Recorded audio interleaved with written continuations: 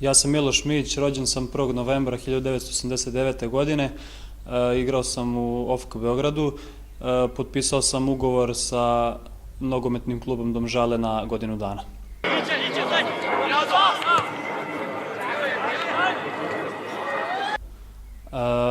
Prvi utisci su jako dobri, momci su me prihvatili, ovde sam nekih 10 dana do sada i nadam se da će to ići sve bolje i bolje.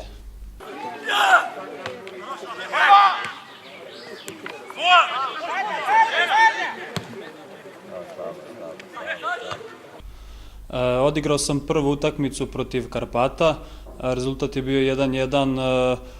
Što se tiče mene, ja sam iskreno, mogu da budem zadovoljan prvom utakmicom, pošto prva utakmica nekako je najteža, ali bitno je da dobro igramo i da što pre uđemo u dobar ritam, dobru formu, kako bi se što bolje spremili za ovo prvo kolo koje nam predstoji za nekih 10 dana. Ostala je još jedna utakmica sa Zvezdom, tako da sigurno da ćemo se dobro spremiti, kako ja, tako i cela ekipa.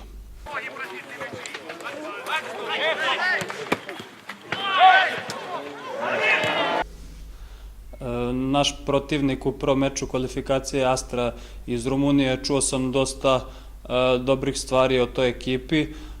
Mi ćemo dati sve od sebe da pokušamo da ih pobedimo kako bi obezbedili plasman u drugo kolo.